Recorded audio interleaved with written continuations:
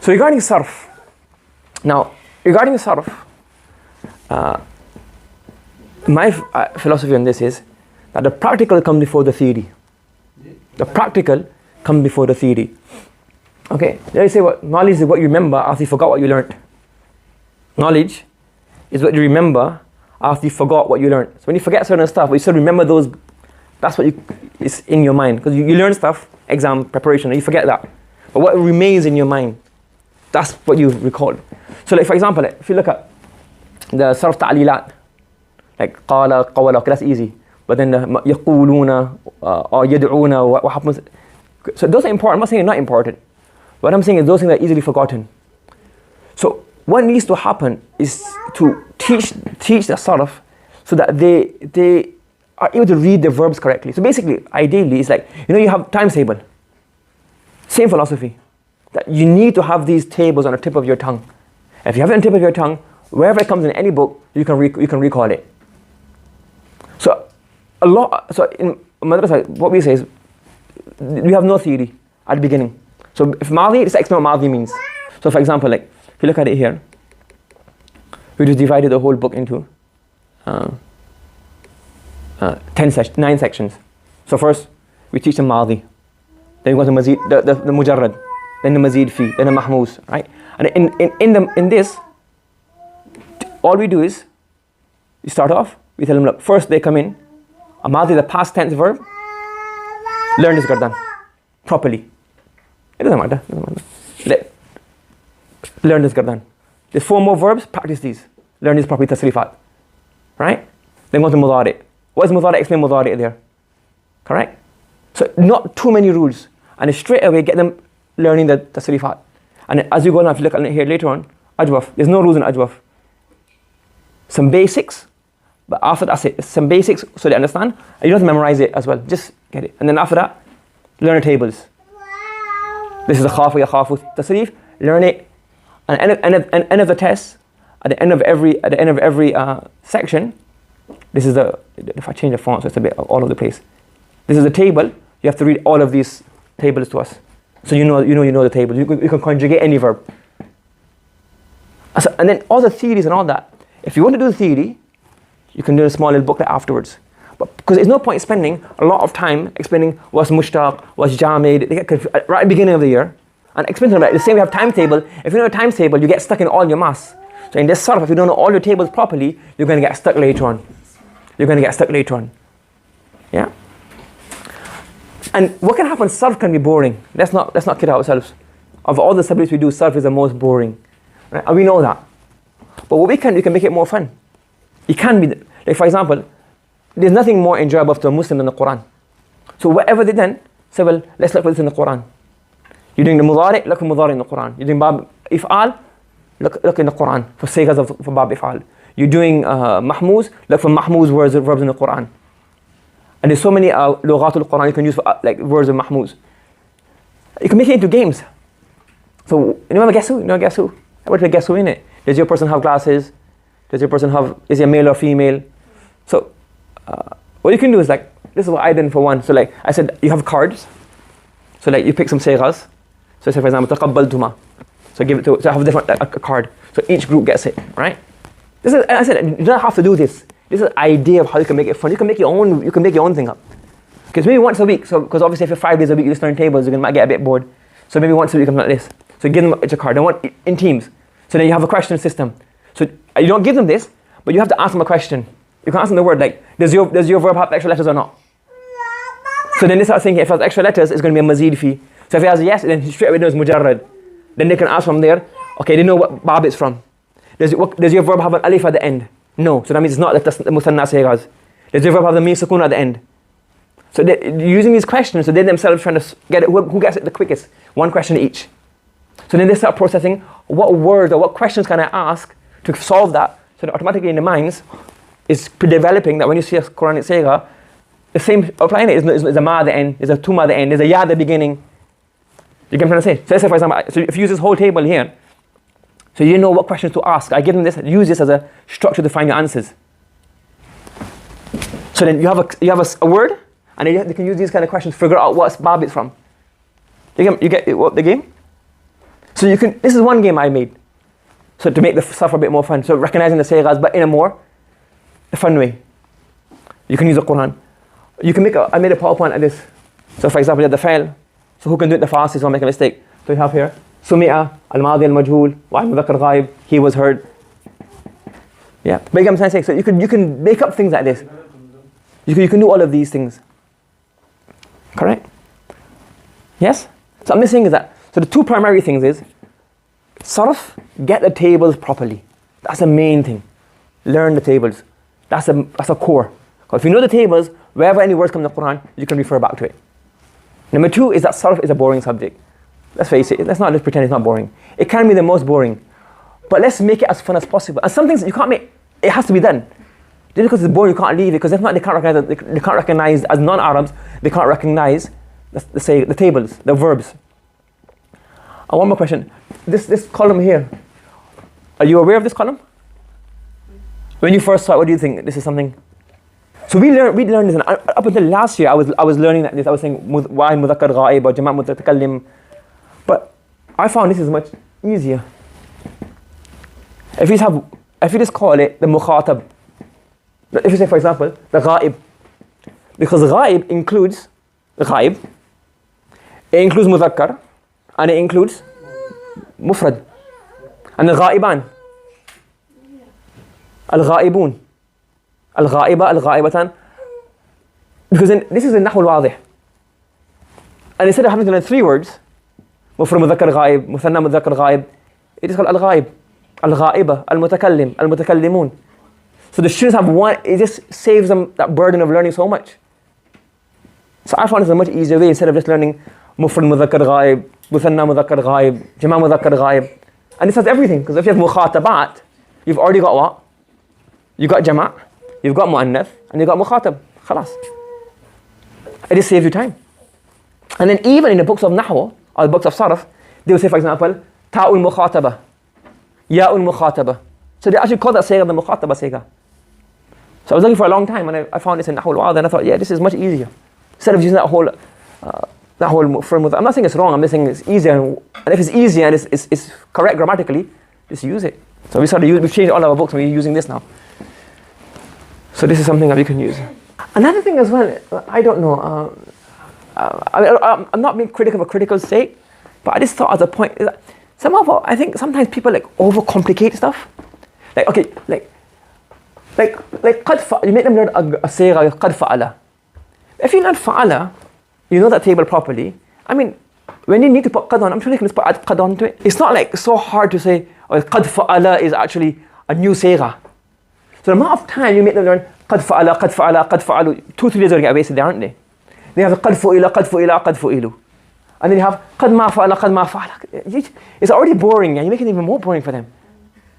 The time spent on this, why not spend at the end doing the mudha'af and naqis properly, which is more important. Because by the time we spend all the time on these saygas, and then the end when you have the yad'u, yad'uani, yad'una, yad'una, what is it? You get confused. Because they haven't learned it properly. And the rest of their life, they don't know the sarf. So you're wasting time at the beginning on these. Get the saygas done properly. And then the next one, this is so hard. Kana fa'ala, kana fa'ala, kanu fa'alu, kanat fa'alat, kanata fa'alata. But you're not going to see it like this. And if you do see it, you can figure it out. You get what I'm trying to say? Normally also we have a fa'il naqis, the ism's going to come after it usually, isn't it? And you do get it, but it's not like a table that needs to be learned. I don't think so. I could be wrong. So we were taught, fa'ala and fa'il and madi muzari. And fa'il and muzari, we were taught those two. We were taught for 6 weeks, non-stop, every day the same thing. Fa'ala, fa'ala, fa'ala, yafala, and every day the same thing. And you knew it inside out. If somebody woke you up in the middle of the night, the first thing you'd say is done. But you need 6 weeks to know inside out. But I guess you have to agree or disagree on that one. But I think 6 weeks on that is a waste of time. That's my personal opinion. This was, we were 11 years old. Yeah, but I think it's a waste of time. My personal opinion, I think it's a waste of time. But it made a difference to us because we flew through the rest. Yeah, because what happens if you learn fa'ala proper? If you learn fa'ala, right? Then when you go on to when you go to bab mazid fi. So when you learn sarrafa, sarrafu, the math is getting solid anyways. When you do that same mashq on tafa'ul, on mufa'ala, the math is getting solid. When you then take all of these to bab mithal, it gets solid anyways. So spending 6 weeks there, I think it's a waste of time. That's my opinion.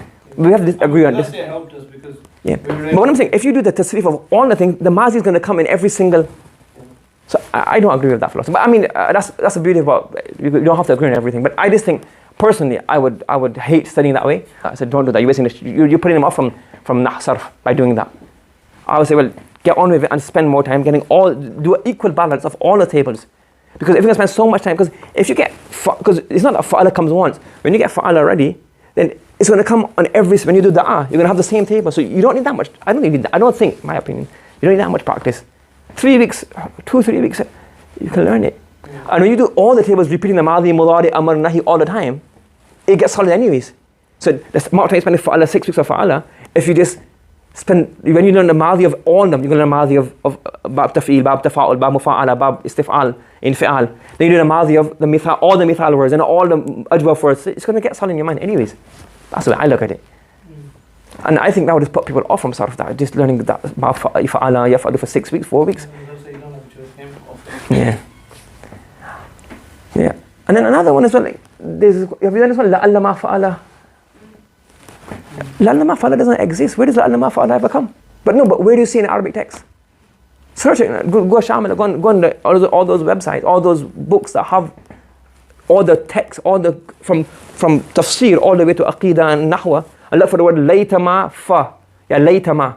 Laytama, la'alla, I think I found it in one poem in some Arabic Jahili poetry. So why on earth are you making the kidun like that? La'alla ma fa'ala, have you seen it anywhere in text? Anywhere? After you graduated? In any text, have you seen laytama fa'ala? Laytama the verb. Or la'alla the verb? It doesn't come, so why are you making them learn this?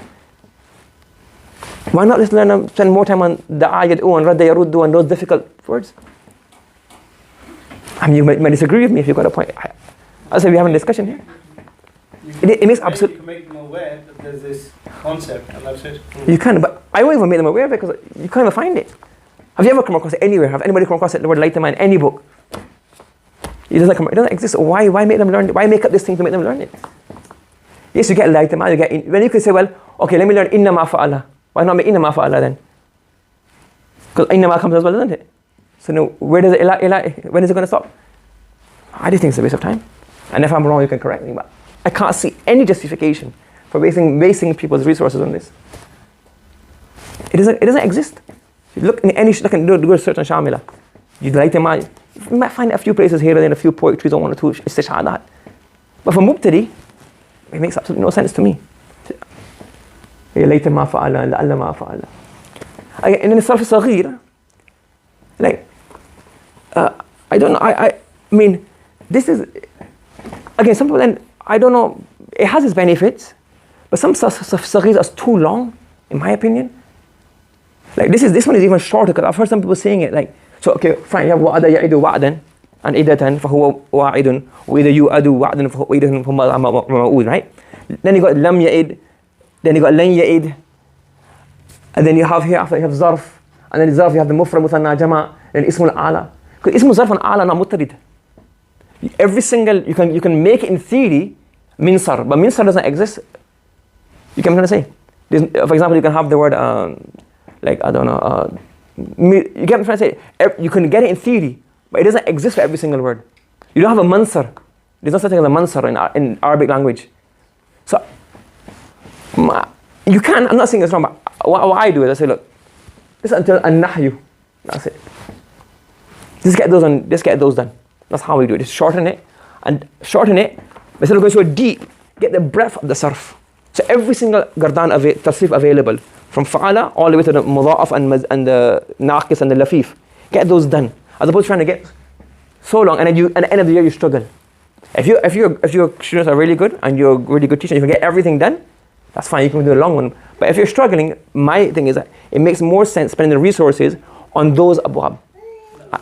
Yeah, as opposed to lengthening the Sarf al-Saghir for too long. And some of them, they even do more of them. I've listened to a few of them online, it's like, too much. That's what we do. وَأَدَى يَعِدُ وَعْدًا. So you got ماضي مضارع, and then we highlight the in blue because it's got ta'alil in it. And then وَإِذَا يُؤَدُ وَعْدًا إِذْ لَا تَعِدْ وَعِدٌ مَوْعُودٌ. You got the main, that's what we do. I mean, you don't have to do it this way. This is my opinion, and it's not wahi from anybody that you have to implement, but just the way we do it. And again, you don't have to do it this way. I'm just saying is that is it worth overcomplicating it when it takes so much time and at the end of the year we struggle in Naqis and Lafif and all of those? It's my thoughts. Right. Now, as I said to you, so this is what we do. We do the practical first. Get all of the tables on your tongue. Once the tables are on your tongue, then after that, you go to the rules. And the rule in primers, use whatever you want. Any book in English, you can make in-house notes. There's loads available in the market, whatever, something very simple and very easy. In any subject. Because obviously, in English, we have English primer is better. Something very simple, right? But after that, I think we should make sure that we use, in every science, at least one classical Arabic book. One classical Arabic book in every science. Because if not, what will happen? We're not aware of how that word, that terminology is expressed. How they express this, how they express this rule, how this terminology. If we do everything in English, and we don't go back to one classical Arabic book, then we're not familiar with that science and how, because there's certain classical books that everybody refer back to. So let's say, for example, like in Urdu we say Nafi Jahad Balam. But how do you say that in Arabic? Do you get what I'm trying to say? So if we learn in Urdu, so what's the Arabic way of saying this? What's the label of this? This is the Urdu term. We say Nafi Ta'kid Balan. Is this discussing the classical Arabic books of Sarf? And then how do they label it?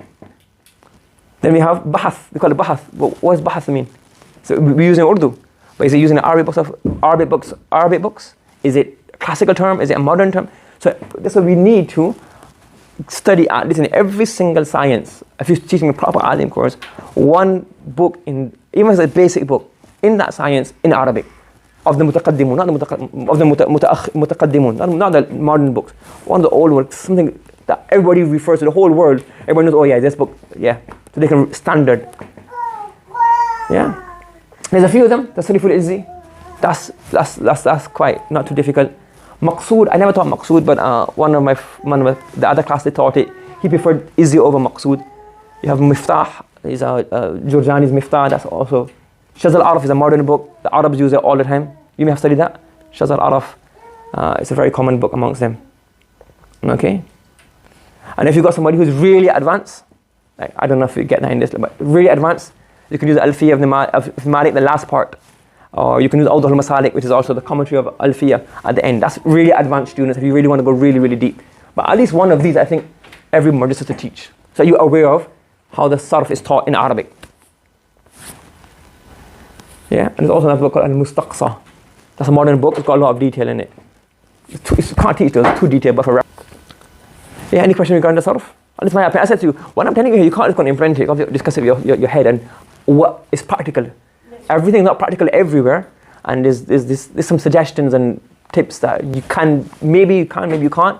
But just ideas and thoughts. And you can't, I mean, it's not a wahi from me that you have to implement. It's just suggestions and thoughts, and maybe you can have a better idea.